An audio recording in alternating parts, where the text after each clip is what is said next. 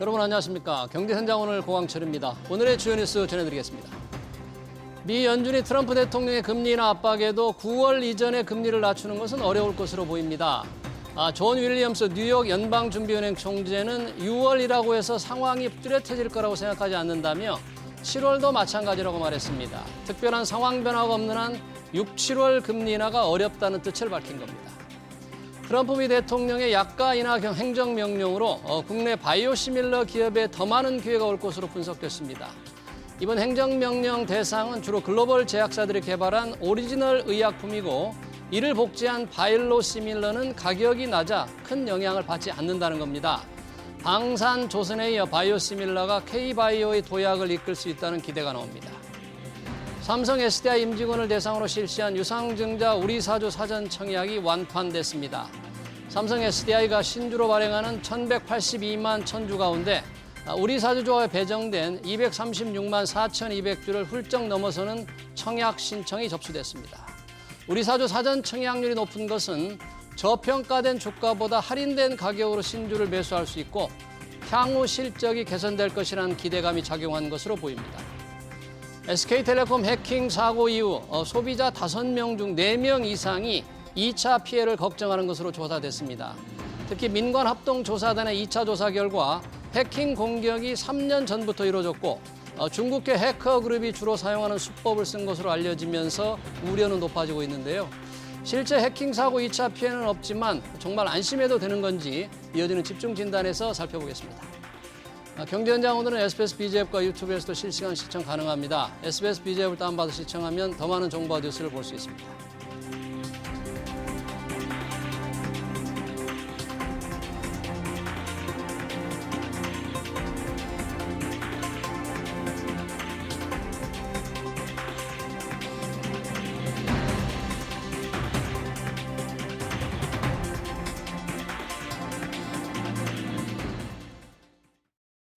네, SK텔레콤 해킹과 관련해 당초 정부가 생각했던 것보다 심각하다는 2차 조사 결과가 나왔죠.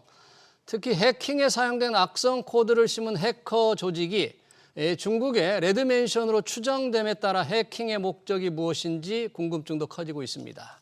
2차 조사로 드러난 SK텔레콤의 해킹 사건의 실체, 그리고 해커의 정체에 대해서 알아보겠습니다. 사이버 보안 전문가시죠. 신동희 서강대 메타버스 전문대학원 겸임교수, 임주혜 유어스 법률사무소 변호사 나오셨습니다. 어서 오십시오. 네. 자, SK텔레콤 이 해킹 사건에 대한 소비자 고객들의 걱정이 참 많습니다. 새로운 사실이 계속 드러나고 있는데 내용 자세히 보기에 앞서서 경찰이 벌써 SK 최태원 그룹 회장, SK그룹 최태원 회장 그리고 유영상 SKT 대표에 대해서 수사를 한다는데 우선 수사 이유가 뭔가요, 변호사님?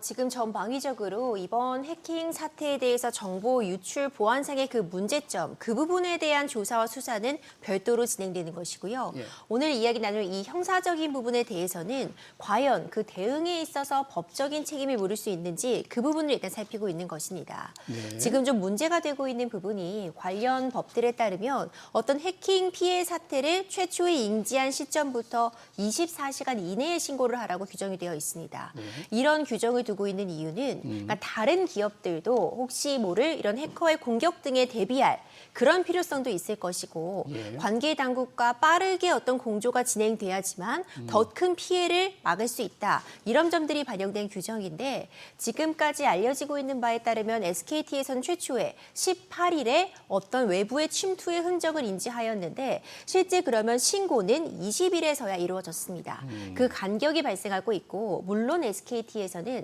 사건의 어떤 진상을 조사하는 데 시간이 필요했지 네. 고의적으로 이런 유출 사실을 누락하거나 늦게 신고한 것은 아니라고 밝히고 있지만 사실 시민 단체나 이런 입장에서는 어떤 시간을 좀 번 것이 아니냐 이런 의혹을 제기하고 있고요. 네. 그렇다면 이런 부분들이 업무상 배임이나 횡령 같은 부분이라면 어떤 대응, 어떤 정보 보안과 관련된 부분의 비용 투자를 하지 않은 부분, 이런 부분들이 피해를 키웠다 해서 좀 주장하고 있는 측면이 있고 예. 관련 규정들, 이런 신고 규정들의 미비점 같은 부분, 이로 인해서 어떤 업무 방해가 발생했다. 이런 점들을 지금 주장하고 있는 것으로 보입니다. 네, 그러니까 늑장 대응을 했다. 경찰의 수사가 되는데 무슨 SK텔레콤 지금 수습하느라고 정신이 없으니까 거기 수사도 중요하지만 해킹의 실제를 파헤치는 수사의 역량을 좀 더 집중해야 될 것 같습니다. 자, 그러면 해킹의 배후로 지금 뭐 중국계 해킹 조직을 지목하고 있다는데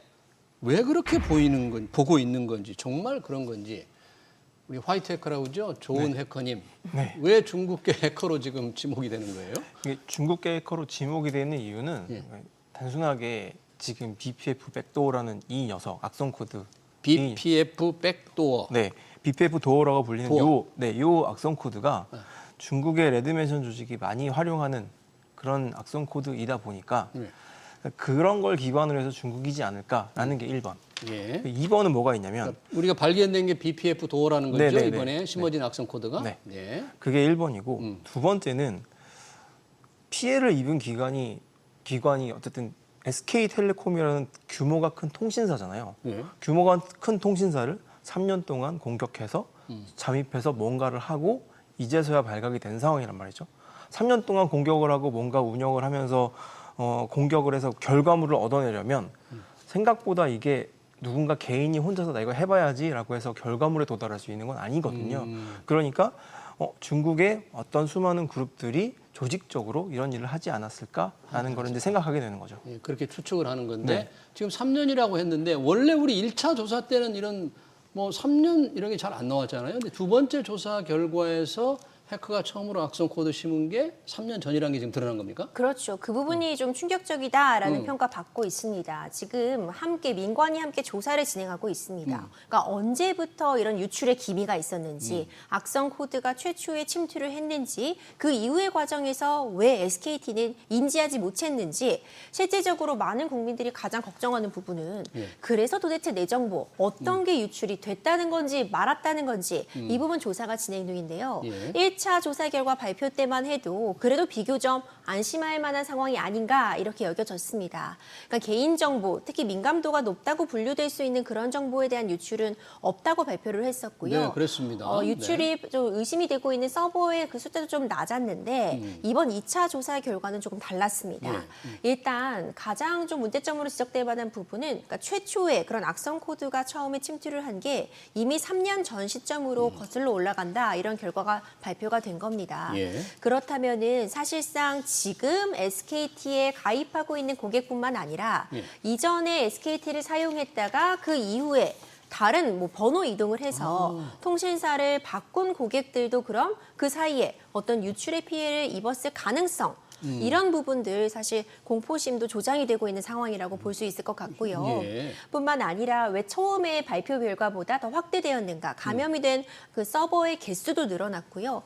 악성 코드의 종류의 숫자도 늘어났습니다. 단순 수치적으로 비교하기는 어렵다고 해도 일단 이 국민들이 받아들이기에 감염된 서버도 늘어나고 악성 코드 종류도 늘어나고 이 침투 시기도 3년 전으로 거슬러 올라간다면 지금 만족할 만한 충분히 납득이 가능할 만한 해명을 내놓지 않으면 불안감은 더 커질 수밖에 없을 것이라 봅니다. 실제로 그렇습니다. 지금 불안감이 커지니까 한때 유심보호 서비스만 하면 된다 그러다가 유심으로 바꾸는 분들이 급작히 늘었대요. 2차 조사 결과가 나와서. 그런데 이제 이 해킹 처음에 악성 코드 심은 게 3년 전 2022년 6월 15일로 이게 특정이 됐습니다. 3년 전인데 어떻게 이런 대형 통신사가 3년 전에 이게 사이버 해킹이 시작이 됐는데 해킹이 시작됐는데 그걸 모를 수가 있어요? 3년 동안? 이게 공격자 가능해요? 네, 가능합니다. 그러니까 공격자 입장에서는 내가 이제 공격을 해서 어딘가의 권한을 내가 탈취한 상태라고 봤을 때 거기에 내가 원하는 어떠한 행위를 할 만한 파일을 이렇게 남겨놓게 되는데 이제 이번에 뭐 웹젤이 됐던 악성 코드가 됐던 이런 걸 남겨놓거든요. 근데 그거를 탐지가 되도록 그냥 놔두지 않습니다. 어떻게 해요? 그러면 내가 어느 정도의 권한을 얻었고 내가 원하는 기능을 할 수 있는 파일을 거기 놔뒀으면 그 파일을 조금씩 바꿔갑니다. 그러니까 파일을 실행할 수 있는 기능을 갖고 있는 어떤 파일을 넣어놨으면 1번 파일을 넣어놨으면 1번 파일을 몇 년 동안 동일하게 유지하지 않습니다. 1번 파일을 탐지가 썼다가 안 되게 자꾸 이렇게 변형을 만들고 동일한 기능을 하지만 형태는 다른 것. 그런 것들을 계속해서 바꿔서 넣죠. 그러면 이제 3년 동안 한 개가 있는 게 아니라 여러 개가 있으니까 사실은 그 탐지를 피해갈 수 있게 되는 거죠. 네, 그러네요. 그 사이에 임주혜 변호사님 말씀하실 때 이제 민감한 개인정보 1차 조사 때는 그런 게 나가지 않았다. 그런데 이번 조사 결과 민감한 개인 정보가 담긴 서버에도 악성 코드가 발견이 됐잖아요. 그래서 그 민감한 정보, 개인 정보 유출이 됐는지 여부는 최종 확인이 안 됐나요? 확인이 안 됐습니다. 다만 유출 가능성이 있다라는 표현을 하는 것까지는 가능할 것 같은데 구체적으로 이제 IMEI 정보가 지금 문제가 되고 있습니다. IMEI. 결국 이 휴대폰의 고유 식별 번호라고 볼 수 있을 것 같은데 이제 이 정보가 이제 국민들이 알기에 이걸 갖고 있으면 경우에 따라서는 뭐 복제폰을 만들 수 있는 거 아닌가, 내 휴대폰과 동일한 휴대폰이 어디선가 만들어지는 것 아니냐 이런 또 공포심을 유발하게 하는 그런 정보라고도 보여지거든요. 예. 그런데 구체적으로 어떤 유출 사실이 확인이 되었다거나 어떤 대규모 유출 피해가 발생했다라는 것이 아니라 이 해당 정보가 저장되어 있는 서버에도 일정 부분 그런 침입의 흔적이 보이기 때문에 유출되었을 가능성은 존재하지만 문제점으로 지적될 만한 부분은 지금 이 서버에 접근하는 그 로그 기록이 작년 12월까지 그러니까 4개월 정도만 원래 보관을 하기 때문에 그 이전에는 이 로그 기록이 아예 남아있지 않아서 네. 사실상 그렇다면 그 이전은 유출이 있었는지를 어떤 방식으로 확인을 할 수 있을 것인가 지금 그 문제가 남아있는 상황입니다. 확인할 수가 없어요? 그 로그 기록이 없으면?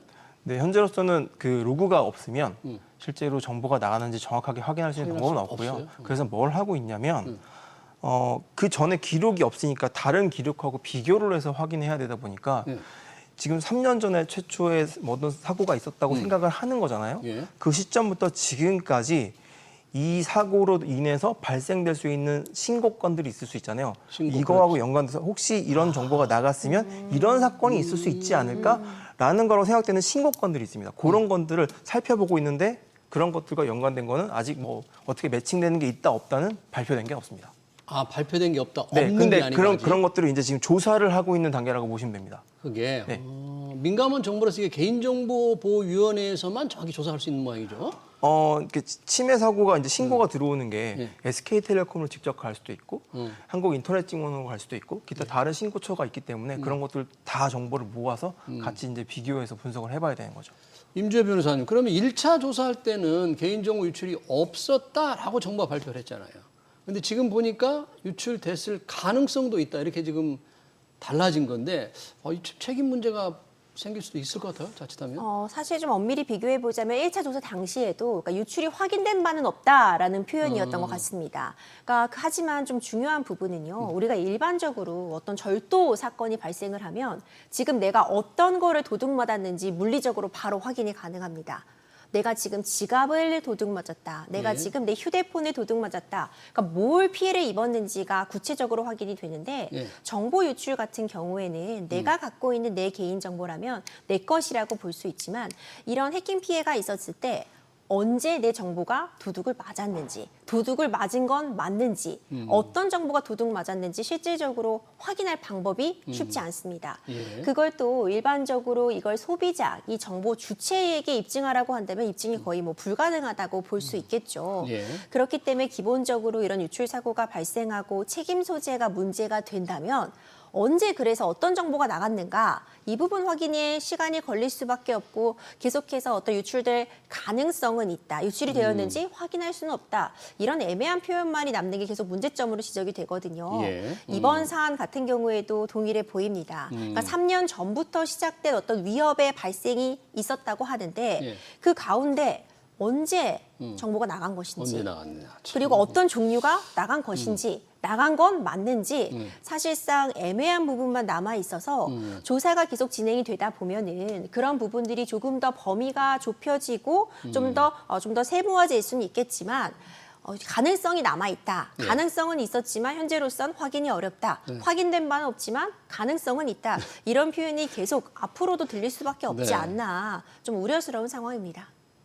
가능성 있는데 가능성도 10%일 수 있고 50%일 수 있고 80%일 수도 있는데 한 몇 퍼센트나 될까요? 일단은 외부에서 침입해서 SK텔레콤에게 어떠한 금전적 요구도 하지 않았거든요. 그러니까요. 3년이 되는데 지금 조용히 있는 거예요. 그렇기 때문에 가져갔다고 보는 게 맞습니다. 사실은.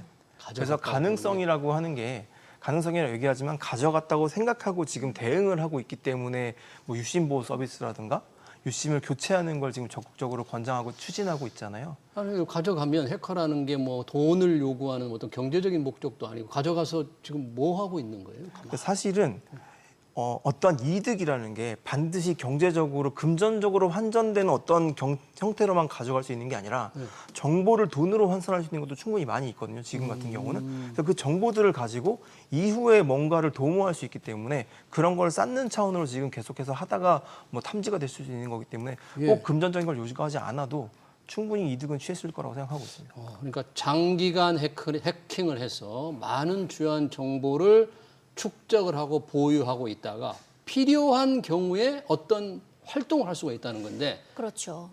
이게 더군다나 지금 중국계 해커 조직으로 우리가 지금 추정을 하잖아요. 그러면 만약에 중국계 해커 조직이라면 수많은 우리 한국 사람들의 정보를 가지고 있다가 뭘 할까요? 이게 뭐 무슨 통신망을 마비시키려고 그럴까요? 사실 일반적인 그런 절도 사건도요, 결국 그 물건을 환금화, 그러니까 다시 되팔기 위해 어떤 시장에 내놓게 됩니다. 그래서 뭐 중고거래 사이트를 통해서 내가 지금 잃어버렸던 물건을 되찾기도 하고 그 사이트에 누가 다시 그걸 판매하려고 올렸는지를 놓고 절도법을 잡기도 하거든요.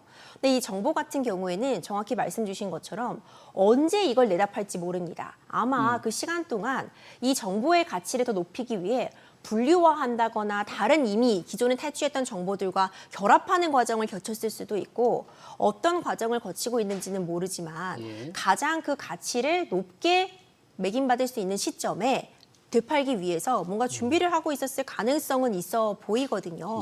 이제 이런 부분들을 감안하자면은 구체적으로 사실 정보 주체가 언제 피해를 입게 될 것인지 그 부분을 예측하기 좀 어렵지 않나 생각이 됩니다. 그렇다면 이 악성 코드를 심은 것으로 추정되는 중국의 해커 조직 레드맨션, 얘들은 과거 행태를 좀 보면 유추를 해볼 수도 있을 텐데 레드맨션이 과거에 해킹을 해서 어떤 뭐 요구를 했다거나 어떤 해킹을 어느 국가에 어떻게 한 사례들이 좀 있습니까? 있기는 한데 결론적으로 얘네가 어떠한 요구를 한 적은 없습니다. 사실. 아무 요구를 하지 않았어요? 네, 왜냐하면 얘네들이 뒤에서 독특하네요. 누군가가 지원을 해주는 걸로 추정이 되는데 그게 누군가가 네, 추정이 되지만 그들이 그 행동을 해서 나온 결과물을 어떻게 활용하는지는 뭐 실제로 내가 했어라고도 대응을 전혀 안 하는 입장에서 뭐 요구할 리도 당연히 없지 않습니까? 그러니까 어떤 것도 안 합니다. 그래요? 그 누군가가 지원해 주는 게 중국 정부일 수도 있겠네요. 네, 물론 가능합니다.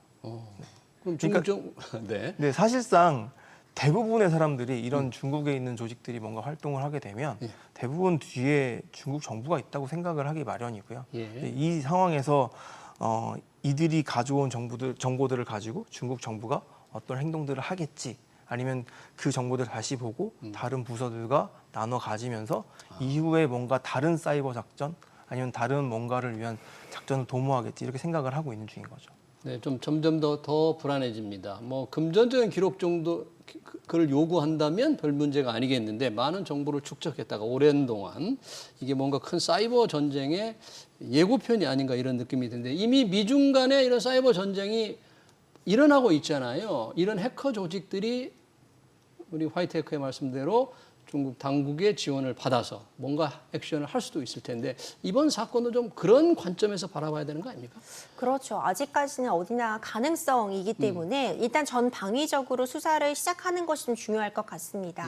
미국에서도 백악관에서도 이 부분에 대해서 계속 발표를 하고 있고요. FBI에서도 중국이 배후에 있는 것으로 굉장히 의심이 되고 있는 그러한 사이버 테러 조직들이 이런 정보들, 특히 휴대폰과 관련된 정보들은 우리가 휴대폰 없으면 요즘 일상생활이 불가능할 정도로 여기에 많은 정보들이 응축되어 있고 뭐 금융거래도 이걸 통해서 하고 있기 때문에 이걸 가지고 뭔가 중국이 하려고 한다라는 그런 수사 결과라던가 그런 의혹도 계속 제기하고 있는 것 맞습니다. 이제 이번 사안 같은 경우에는 아직 우리도 유출을 인지하고 관련된 내용들을 파악하고 있는 초기 단계로 보여지기 때문에 섣불리 어떤 배후를 지적한다거나 이 부분의 소행이라고 단정하기는 어렵겠지만 일단 이런 유출의 위험성이 있는 것은 분명한 상황이기 때문에 SKT 측에서는 법적으로 책임질 부분은 책임지고 특히 최대한 이런 부분들 보완을 다시 강화하는 조치를 필요할 것 같고요. 네. 이제 수사 당국에서는 이제 국민들이 불안하잖아요. 이 불안한 마음을 해소하려면 일단 현 상황을 정확히 알리는 것부터 시작해야 될 것 같습니다. 네. 사안에 대해서 정확히 전달할 수 있도록 빠르게 좀 조사를 마무리할 필요성이 있지 않나 생각이 네. 됩니다. 자, 이 중국계 해커 조직 얘기를 좀 하고 계시는데 레드멘션으로 추정된다. 그 악성 코드를 심는 기술이 이제 중국계 해커 조직이 썼던 것으로 알려지면서 이런 얘기가 나오는데 우리 통신사들 과거에는 중국 해커 조직의 공격을 받은 적이 한 번도 없었습니까? 있었죠? 있었습니다. 그때는 어땠어요? 그때는 이제 뭐 사실상 뭐 탐지가 돼서 막혀 있는 경우도 많고 사실상 그 통신사든 어떤 우리나라 국가 기관도 마찬가지인데 가장 앞단에 방화벽이라던가 어떠한 이제 보안에 관련된 장비들이 설치가 되어 있거든요. 거기는 시시각각 계속 경고가 뜨고 있기 때문에 계속해서 공격을 받고는 있습니다. 근데 그 공격을 받고 있는 와중에 실제로 안으로 들어오는 경우는 많지는 않고요. 대부분 뚫려서 들어오지 못하죠. 근데 그중에 한 번이 뚫리면 문제가 크게 발생하는 거고요.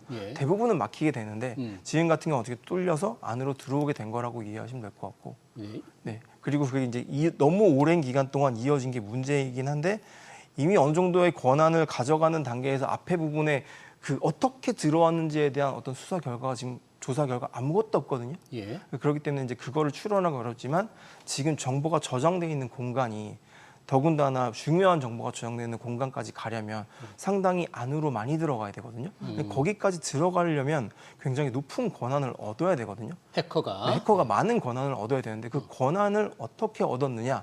그 권한을 얻기 당연히 어려울 텐데 그 권한을 얻어갔다라는 건 시간도 많이 들었을 거고 비용도 많이 들었을 것이다. 이런 생각을 하고 있는 거죠. 네, 그러네요. 우리 신동원 교수는 이제 해커들의 그 나쁜 해커들의 공격에 대비해서 이 보안 수준을 높이기 위한 기술을 사이버 보안 기술을 개발하는 분이시잖아요. 네. 그러니까 뭐 우리 화이트 해커라고 그러는데 그러면 요 정도까지만 보면 SKT의 그런 사이버 대처 능력, 보안 능력이 조금 좀 떨어지는 것으로 보입니까? 아니요, 그렇지는 않습니다. 그러니까 지금 현재 모든 상황을 놓고 봤을 때 SK텔레콤의 보안 수준이 대응 능력이 낮냐라는 질문에는 답을 하지 않는 게 맞다고 생각하고요. 다만 답을 하지 않는다. 네, 지금 현재 상황에서 발생되는 뭐 많이 말씀하셨던 불안감 이런 것들은 현재 그 기술적인 부분을 제외한 나머지 영역에서의 대응이 너무나 좀 좋지 않았다라고 말씀드리는 게 좀 적절할 것 같습니다. 그 이후에 대응이 좋지 않았다. 그러니까 저도 SK텔레콤 고객임에도 불구하고 사고가 났다라는 한 18일, 신고가 났다는 20일 그것도 훨씬 지나서 전 안내 문자 받았거든요. 그렇기 때문에 그런 부분들 때문에 지금까지 이제 신뢰하지 못하고 불안감이 쌓이고 있다고 보시면 될 것 같습니다. 자, 지금 최악의 경우 개인 정보가 유출됐다. 가장 민감한 정보라는 IMEI 단말기 고유 식별 번호가 유출됐다고 이렇게 만약에 가정을 한다면 지금 유심보호 서비스만 해도 괜찮다고 그러는데 변호사님 보시기에는 어때요? 지금 고객들은 조금 불안감이 있어서 유심을 교체하려는 수요도 많이 늘고는 있습니다만 뭐 SKT에서는 유심보호 서비스면 충분하다. 뭐 이렇게 지금 여전히 설명하는 건가요? 그렇죠. 이제 SK텔레콤 측에서는 필요하다면 이제 유심 교체도 계속 진행 중이고 실질적으로 이 2차 조사 결과 발표 이후에는 유심 교체를 시도하는 그 시민들 비중이 훨씬 늘어났다고 합니다. 그러니까 유심 교체도 이루어지고 있고 유심 보호 서비스 가입은 지금 자동으로 이루어지고 있고 관련해서 여러 가지 보안 정책들을 강화하고 있기 때문에 최선의 조치를 취하고 있다고는 보여집니다. 다만 이 법적으로 보더라도 최종적으로 그래서 손해배상을 어떻게 할 것인가. 이미 불안감으로 인해서 시간과 어떤 정신적인 낭비를 소비자들이 하고 있는 부분은 분명하거든요. 그리고 이와 관련해서 이 사태 때문에 이제 SK텔레콤에서 번호 이동을 하는 그런 소비자들. 그랬을 때 사실 SK텔레콤에서 장기 이용 고객으로 누리고 있던 혜택을 포기하고 다른 곳으로 옮겨간 부분들이 있잖아요. 위약금 또 어떻게 할 건가? 그렇죠. 사실 이 개개인에 봤을 때 그 부분을 뭐 모두 손해배상해 줄 수는 없겠지만 일정 부분 SKT가 이 유출 사고에 대해서 책임을 진다고 한다면 그리고 거듭 강조하면서 어떤 유출로 인한 피해가 발생하면 100% 보장하겠다고 하고 있거든요. 그런데 이제 법적으로 봤을 때 그 피해가 뭔가 그게 지금 확정이 안 돼서 100%를 그럼 보상할 수가 없는 노릇이거든요. 피해가 발생하면 보상하겠다고 하는데 사실상 그 피해라는 것이 과연 X로 책정이 될 수 있는가? 예. 법적으로 보기에 그게 참 어렵고 어찌 보자면 불가능하다고 보여져서 100% 책임지겠다는 말이 오히려 역설적이게 책임을 안 질 수도 있다. 이렇게 저는 들려서 그래요? 이 부분 이 개별 소비자들에게 좀 납득할 만한 보상안의 제공도 좀 필요하지 않을까 이런 생각이 듭니다. 근데 이제 소비자들의 불안감을 낮추는 게 중요한데 IMEI 단말기 교식별 번호가 유출됐다면 그래도 이 복제폰을 만들 수 있느냐 없느냐에서 뭐 만들 수 없다는 얘기들이 많아요. 실제 뭐 만들 수는 없는 거예요, 그래도? 그러니까 만들 수 없다라고 하면 거기까지만 정보가 유출됐다.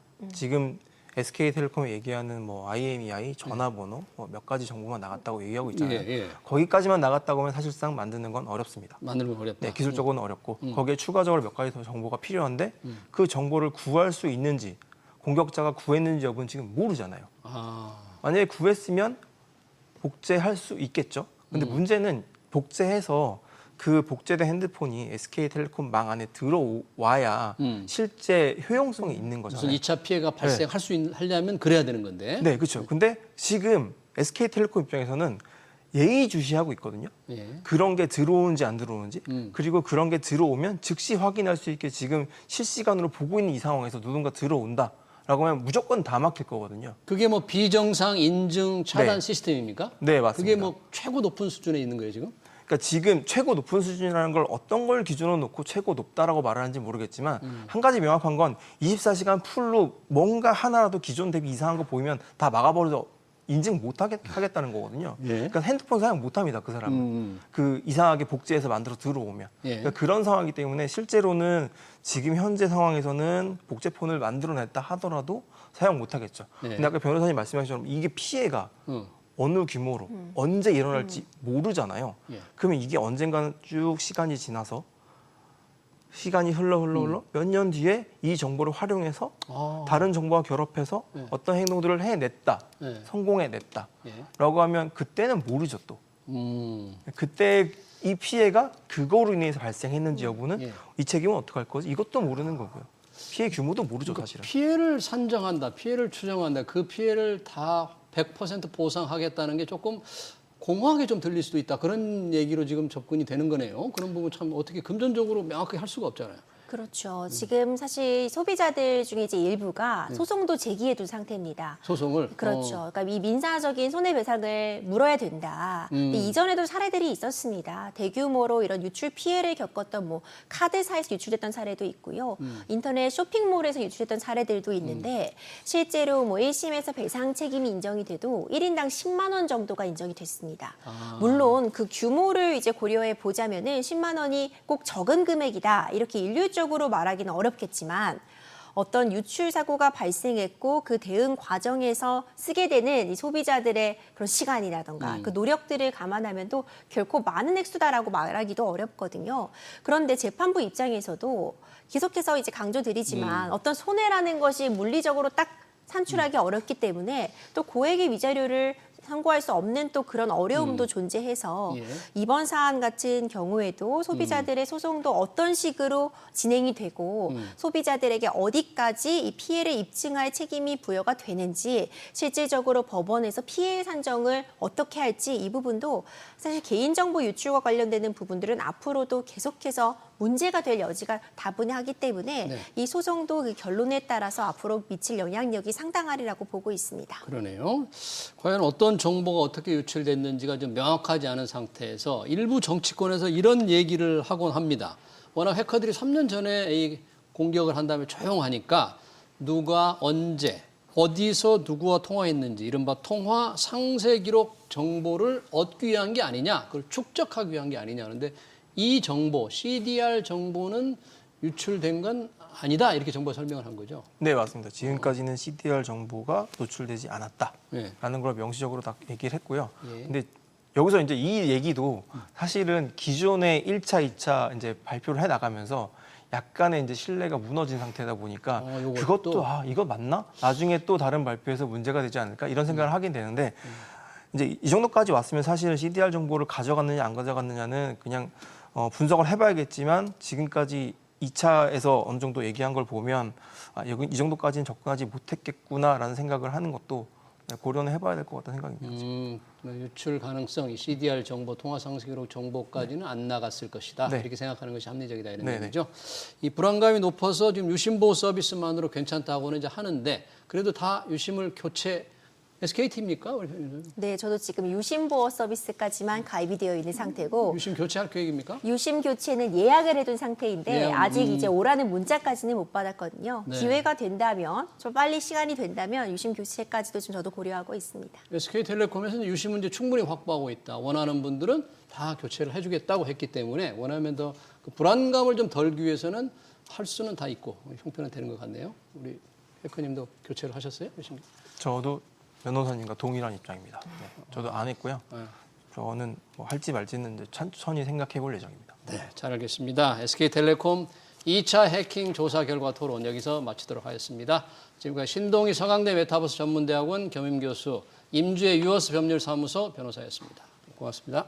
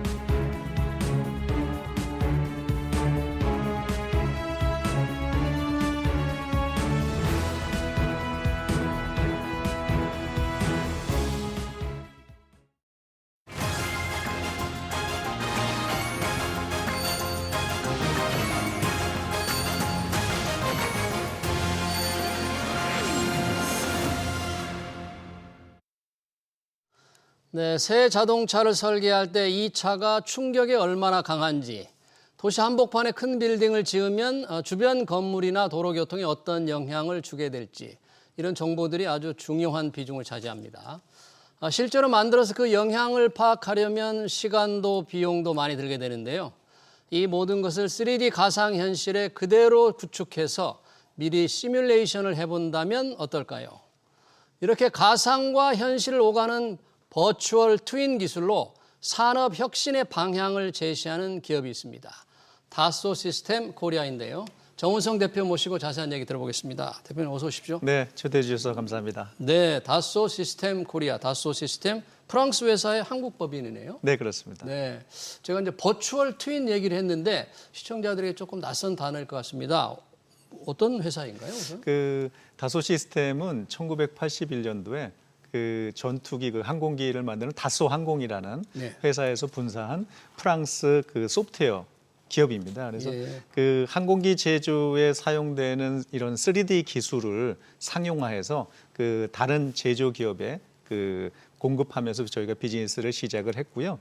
그리고 이 항공기 전투기 같은 거를 이제 제조하기 위해서는 그 설계를 하고 또 시험을 하고 생산을 하고 굉장히 많은 과정들을 거쳐야 되는데 특히 이제 설계 과정에서 이제 과거에 보면 설계를 할 때 이렇게 도면에 네. 예, 2D 형태로 일단 설계를 하는데 이것을 당시에는 혁신적인 기술인 3D 형태의 그 기술을 개발을 해서 그래서 이 3D 설계 기술을 상용화해서 저희가 카티아라는 이름으로 처음 사업을 시작을 했습니다. 항공기에서 했군요. 네, 그래서 그렇습니다. 산업을 좀 여러 가지로 확장을 지금 해오시는 와중에 있는 거네요. 네, 그렇습니다. 네. 그리고 제가 소개할 때 이제 버추얼 트윈 기술이다. 이게 이제 다소 시스템의 핵심 기술로 꼽힌다. 이렇게 말씀을 하셨는데 버추얼 트윈 어떤 개념이고 어떤 기술입니까, 이게? 그 버추얼 트윈 기술은 좀 간단히 좀 설명을 드리면 그 현실 세계의 사물을 가상 세계에서도 그대로 구현하는 기술입니다. 그래서 그 실제 뭐 제품이 될 수도 있고 공장이 될 수도 있고 도시 전체가 될 수도 있고 뭐 이러한 객체를 그 형상과 그리고 그 동작뿐 아니라 그것이 갖는 그 성질, 뭐 기계적 성질과 같은 그 성질까지 가상에서 3D로 동일하게 그렇게 만드는 기술입니다. 그래서 근데 이제 가끔 저한테 질문을 하시는 분들이 많은데 이렇게 버추얼 트윈에서 있는 3D와 그리고 애니메이션에 있는 3D와 차이점이 무엇이냐. 버추얼 트윈의 3D와 애니메이션의 3D 무슨 차이가 있을까요? 그래서 저희가 그 답변을 쉽게 드리면 일단 버추얼 트윈에 있는 3D는 수학을 담고 있다. 수학? 예, 수학과 엔지니어링을 담고 있다. 그 말은 뭐냐면 그만큼 이제 정교함에서 차이가 있다 하고 완전히 설명을 다른 드립니다. 거네요. 굉장히 많이 다릅니다. 네. 그렇습니다. 네. 엔지니어링 공학이 담겨 있는 거니까 네, 애니메이션 그렇습니다. 3D하고는 좀 물론 애니메이션 3D도 상당히 창의적이긴 합니다만 사례를 한번 들어서 한번 설명해 드릴까요? 버추얼 가상의 현실과 현실에 오가는 접목 어떻게 하나? 예를 들면 뭐 자동차를 사례를 든다? 그러면 네. 뭐 자동차 사례를 드는 게 제일 좋을 것 같고요. 그 자동차 같은 경우는 뭐 앵커님도 잘 아시겠지만 그 동일한 차종도 그 옵션에 따라서 수많은 종류의 차량이 존재할 수가 있습니다. 근데 이런 차량을 모두 테스트하기에는 뭐 비용적인 측면, 뭐 시간도 그렇고 또 사실은 이제 환경적인 문제도 생깁니다. 왜냐하면 이런 테스트 차량을 제조를 해서 또 폐기까지 해야 되니까 그래서 이런 것들을 대응하기 위해서 그 가상의 공간에서 이제 그대로 조립을 해보는 거죠. 예, 조립도 해보고 또 시험도 똑같이 해본다. 뭐 예를 들자면 이렇게 충돌 시험 같은 것들 예, 그대로 한다 그러면 이제 비용도 절감할 수 있고 그리고 뭐 개발 기간 또 당연히 줄어들 수 있고 이제 말씀드린 대로 이렇게 환경 관련된 이게 서스테이너빌리티 측면에서도 대응을 할 수 있는 그런 기술입니다. 그런 자동차 설계할 때 그런 버추얼 트윈 기술이 접목된 게 다소 시스템이 처음으로 한 거예요? 아니면 다른 회사들은 그런 걸 안 해봤어요? 유사하게 뭐 하는 경우가 있습니다. 근데 회사마다 조금 뭐 차이점이 있고요. 근데 이제 저희 같은 경우는 이런 버추얼 트윈 기술이 아까 말씀드린 대로 굉장히 정교함이 필요하기 때문에 이 버추얼 트윈을 하나의 그런 플랫폼 상에서 운영될 수 있게끔 하는 게 저희가 가져가고 있는 버추얼 트윈의 큰 차이점이 되겠습니다. 네, 수학, 엔지니어링 굉장히 고도의 기술을 활용한다. 요즘 인공지능 시대라고 하잖아요. 이 버추얼 트윈도 역시 인공지능 기술이 접목을 해서 뭔가 발전하고 새로워질 텐데 어떻게 지금 인공지능과 결합을 하고 어떻게 인공지능을 활용하고 있습니까? 다소 시스템은? 뭐 굉장히 중요한 부분이라고 저희도 생각을 하고 있고요. 저희는 버추얼 트윈이 이런 그 인공지능 AI를 통해서 그 효과를 훨씬 더 가속화시킬 수 있다라고 생각을 하고 있습니다. 어떻게요? 뭐 예를 들자면 그 버추얼 트윈을 통해서 기업에서는 사실 이제 그동안 축적해 놓은 그 많은 그 과거 개발 경험들, 뭐 제품 정보, 지식과 이런 노하우들을 이런 인공지능 AI를 통해서 새로운 제품을 개발을 할 때 그러한 개발 속도를 또 높일 수가 있고 또 더 높은 품질과 그리고 생산성을 확보하는데 굉장히 도움이 된다 하고 말씀을 드릴 수 있습니다. 네. 그러면 다소 시스템에 이제 그러면 이 AI 인공지능 뭐 전략이랄까 뭐 어떻게 이제 앞으로 계획을 하고 있고 지금 현재는 어떻게 하고 있는지 그걸 좀 들어보고 싶네요. 저희가 사실 그 다소 시스템에서 공급하고 있는 이런 생성형 AI 기술에 대해서 조금 좀 말씀을 좀 드려야 될 것 같은데요. 생성형 AI. 그 많은 그 생성형 AI 그 툴들이 AI 제품들이 보면 이제 텍스트라든가 이미지 같은 것들을 이제 아웃풋으로 이렇게 소비자들 그 사용자들한테 전달을 하고 있는데요. 그 저희도 이렇게 LLM 기반의 그 대화형 방식을 그대로 취합니다만은 여기서도요 대규모 언어 똑같습니다. 모델로 대화형으로 네, 그렇습니다. 어떻게 이게 실현이 되는 거죠? 그렇게 실현이 됩니다만은 그 아웃풋을 저희가 좀 전에 말씀드린 이제 3D 그 엔지니어링 정교한 엔지니어링 3D로 아웃풋을 전달하는 게 다른 이런 그 생성형 AI와 차이점이다 하고 말씀을 드릴 수가 있습니다. 그래서 그 중요한 것은 이렇게 그 저희 같은 이제 기업용 소프트웨어들은 사실은 그 결과에 에러가 있으면 안 되거든요. 뭐 조그만 에러도 이제 기업들에게는 사실은 손실이 발생될 수가 있으니까요. 그래서 이런 버추얼 트윈에 사용되는 AI는 정교하고 그리고 최고의 결과를 보장해야 합니다. 네, 정교하고 최고의 결과를 보장해야 된다. 그런 쪽으로 가고 있다. 그런 면에서 다소 시스템이 추구하는 진행하는 AI 전략에 대해서 조금 더 구체적으로 좀 설명 좀 해주실까요? 저희는 사실은 AI를 뭐 지금이 아니라 과거서부터 많이 시작을 했거든요.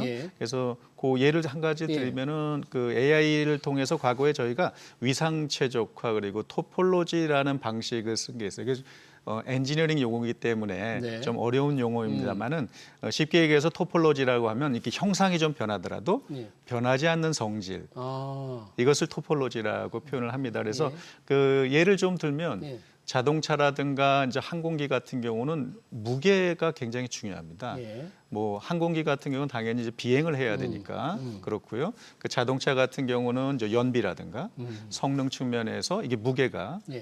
일단은 차지하는 일단 중요성이 있다는 거죠. 그래서 그 어떤 특정 부품을 있어서 그 동일한 기계적 성질을 냈지만 어떻게 보면 중량을 최소화시키는 이런 경량화 예. 설계가 굉장히 중요합니다. 그래서 이를 위해서 방식은 어떻게 하냐면 3D로 아까 말씀드린 대로 이제 3D로 설계를 하면서 네. 이 설계를 하고 시뮬레이션을 하고 또 시뮬레이션 결과를 가져서 또 보정을 하기 위해서 다시 또 3D를 수정하고 시뮬레이션하고 이런 과정을 수없이 네. 반복을 통해서 또 학습을 통해서 최적의 이런 결과물을 만드는 네. 이런 것들부터 시작을 해서 예. 그 현재는 이런 것들을 더 발전을 시켜서 지금과 같이 이제 LLM 방식의 네. 대화형 방식의 정교한 3D를 출력하고 그래서 그런 것들을 이제 소비자한테 그리고 기업에 제공하는 그런 일단은 역할을 하고 있습니다. 네, 그러네요. 인공지능 시대에 관한 인공지능 전략 자세히 좀 말씀해 주셨고요. 역시 지금 다소 시스템이 아까 항공 산업에서 이제 시작을 하셨다고 하셨잖아요. 네. 그러니까 제조업의 이제 강점을 당연히 가지고 있는 것으로 보이는데 현재 뭐 집중하고 있는 산업 분야랄까 모든 산업에서 이 버추얼 트윈 기술이 필요할 것 같습니다만 특별히 더 집중하고 있는 그런 분야가 있습니까? 그 저희가 지금 제조업 측면으로 본다면 우리나라가 전체 GDP 한 28% 차지하는 걸로 이해를 하고 있습니다. 예, 그리고 근데 이제 지금 보면 우리 제조 경쟁력에 대한 좀 우려의 좀 목소리가 있죠. 작년 보면은 작년에도 저희가 경제 성장률이 2% 되는데 이제 예. 올해 같은 경우는 쉽지 않을 거로 또 전망이 또 많이 되고 있고요. 예. 그래서 하지만 이거를 조금 산업별로 좀 세부적으로 본다 그러면 예. 뭐 자동차 산업이라든가 그리고 반도체, 뭐 방위 산업 그리고 조선 산업 등은 사실 읽기 어려운 상황에서도 예. 성장을 우리가 계속 이뤄나가고 있죠. 그래서 이렇게 성장하고 있는 산업에서는 더욱 성장을 가속화시키고 그리고 어려운 산업에 있어서는 좀 더 다른 혁신을 통해서 산업 회복에 예. 초점을 맞춰서 것이 필요하다라고 생각을 하고 거기에 일단은 저희도 비즈니스를 집중을 하고 있습니다. 예. 뭐 한 가지만 좀 네. 더 말씀드리면 저희가 사실 그 바이오와 같은 그 생명과학 산업에도 집중을 하고 있어요. 바이오 쪽에도 바이오는 이제 그렇습니다. 제조업이 아닙니다만 그래도 다른 하긴 뭐 쪽 다른 쪽 영역이죠. 예, 네, 그래서 그 바이오 스타트업과 같이 그런 좋은 아이디어를 가진 스타트업들이 예. 그 아이디어를 갖다가 실제로 실현하기 위한 그런 과정들을 저희가 중기부와 함께 지원을 또 하고 이 버추얼 있습니다. 트윈 기술로 뭐런 새로운 뭐 의학 물질을 개발한다거나 뭐 아이디어를 내는 이런 데가 아주 필요한 거예요. 네, 그렇습니다. 네. 주로 그러면 이 기술이 가장 현재 이 다소 시스템에서 많이 활용되는 비즈니스적으로 현재 많이 활용되는 부분은 아까 뭐 자동차 또 반도체 주로 어떤 산업에서 지금 많이 활용되고 있어요? 일단 제조업이 가장 크고요. 제조업 중에서는 네, 어떻습니까? 앵커님 말씀하신 대로 자동차, 예, 그리고 저 항공기, 항공기. 그리고 저희는 이제 항공기 또 방위 산업죠. 방위 산업 쪽에. 예, 그리고 조선, 예, 반도체. 대부분인데. 저희가 인더스트리를 12개 인더스트리를 구분하거든요. 그래서 예. 그 12개로 일단 보면은 우리가 알고 있는 거의 모든 인더스트리 영역에 다 해당되고요. 예. 다소 시스템이 지금 국내에는 약 22,000개 고객을 지원을 하고 있습니다. 22,000개 기업이 다소 시스템의 소프트웨어를 사용한다 그런 얘기예요. 네, 그렇습니다. 그 부분에서 좀 더 아까 이제 바이오 쪽도 말씀을 해주셨는데 새롭게 이 부분을 조금 더 많이 활용할 수 있는 아직은 뭐 좀 그렇지만 할 수 있는 새롭게 개척하는 분야는 어떤 분야가 있어요? 또 하나 일단 저희가 크게 본다면은 그 인더스트리 영역을 세 군데로 보거든요. 그게 네. 하나가 말씀드린 이제 제조 영역, 제조. 또 하나는 바이오, 예. 생명과학 영역, 그리고 또 하나는 인프라 영역입니다. 인프라 영역은 어떤 겁니까? 그래서 인프라 영역은 우리가 이제 흔히 생각하는 뭐 건설, 건축 쪽도 있지만 스마트 도시, 스마트 도시, 스마트 시티. 그렇습니다. 그래서 예. 최초의 그 세계적으로 본다면 이제 싱가포르 도시가 과거에 그 전체 그 싱가포르 도시를 스마트화를 해서 3D를 가지고 스마트 도시를 구현을 했었는데요. 예. 뭐 그런 부분에 저희도 같이 참여를 해서 그런 스마트 도시를 이룩하는데 저희가 기여를 하고 있습니다. 국내에서 스마트 시티 시도도 조금 많이 있을 텐데 그런 부분이라도 이미 실제로 조금 이루어지고 있습니까, 사업이? 지금 많은 시도를 하고 있습니다. 아, 그래요. 스마트 시티도 우리도 나갈 방향이고 뭐 제주라든지 이런 기업 도시에서 좀 하고 있는데 바이오 분야에서는 아까 잠깐 말씀을 해주셨는데 스타트업 위주로 지금 하는 겁니까? 어떤 일을 고사하고 지금 비즈니스를? 저희는 일단은 바이오 분야, 생명과학 분야에서는 스타트업뿐만 아니라 예. 다른 이제 바이오 산업들도 하는데요. 예. 이렇게 일단은 바이오 산업 주로 이제 바이오 쪽의 스타트업 분야를 더 하는 게 저희가 좋은 아이디어를 많이 갖고 있는 스타트업 기업들이 굉장히 많이 있거든요. 네. 그래서 이런 기업들이 아이디어는 말씀드린 대로 아이디어는 좋지만 그런 것들을 서로 이제 발전을 하기 위해서는 저희 같은 소프트웨어 기업들이 이런 지원을 통해서 본인들의 아이디어를 실질적으로 이렇게 구현하기 위한 그런 과정들이 좀 필요합니다. 예. 그래서 이런 부분에 먼저 저희가 우선적으로 지원을 하고 있습니다. 네. 지금 다소 시스템 이 소프트웨어를 사용하는 건 주로 이제 기업들이기 때문에 이제 B2B 기업이잖아요. 네. 일반 소비자들하고 직접 연관이 없는 것 같지만 B2B를 통해서 만들어낸 그 제품을 우리 소비자들이 쓰고는 있으니까 그 기술이 소프트웨어가 구현된 제품을 우리가 쓰고는 있는데 실제 소비자들에게 다가갈 수 있는 다소 시스템 뭐 그런 어떤 여러 가지 어떤 추진이나 시도나 이런 건 좀 있습니까? 저희가 이제 아무래도 이제 앵커님 말씀하신 대로 이제 B2B 기업이다 보니까 주로 이제 상대하는 저희의 클라이언트들은 이제 기업들을 상대를 하는데요. 예. 사실 그 기업들의 제품들은 또 일반 소비자 예.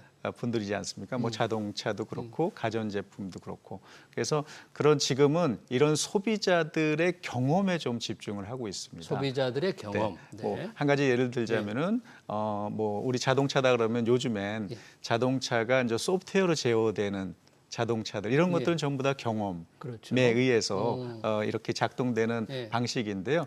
그래서 이렇게 소비자들이 어떤 경험을 선호하고 그 경험을 어떻게 우리가 가상의 공간에서 담아서 또 한번 소비자들이 직접 경험을 해볼 수 있을까? 뭐 이런 부분에도 많은 저희가 집중을 좀 하고 있습니다. 네, 우리한테 직접 다가오는 기술로 좀 느껴지네요. 그렇게 말씀해 네. 주시니까 많은 기업들 앞으로 다소 시스템 코리아가 좀 국내에서 비즈니스를 하면서 조금 더 희망이라든지 목표라든지 뭐 구상이 좀 있다면 어떤 겁니까?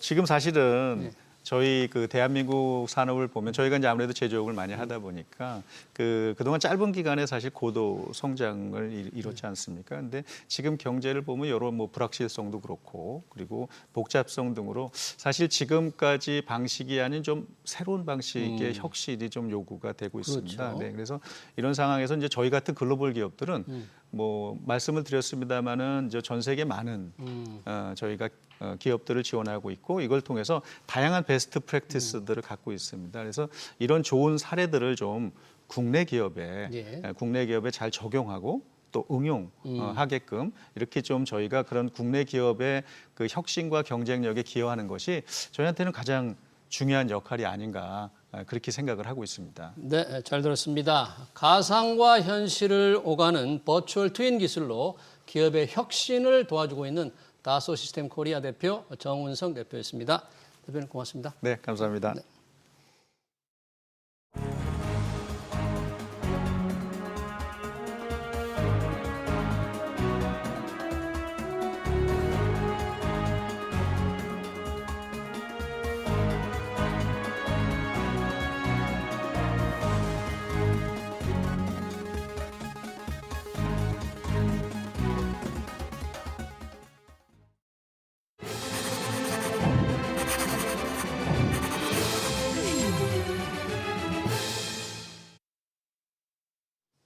SK텔레콤 해킹 사건과 관련해서 충격적인 사실이 드러나고 있습니다. 해킹은 3년 전부터 벌어졌고 중국계로 추정되는 해커 집단의 공격 가능성까지 제기됐죠. 그동안 중국 해커 조직이 아시아 국가들 상대로 스파이 활동을 벌인 전력을 감안하면 우리에 대한 사이버 공격을 배제할 수 없습니다. 격화되는 미중 사이버 전쟁에서 미국의 동맹인 우리가 안전지대일 수가 없죠. 이번 해킹은 기업 보안 이슈가 아닙니다. 국가안보 사건으로 접근하고 대책을 마련해야 합니다. SBS 비즈 경제 현장을 여기서 마치겠습니다. 시청해주신 여러분 고맙습니다.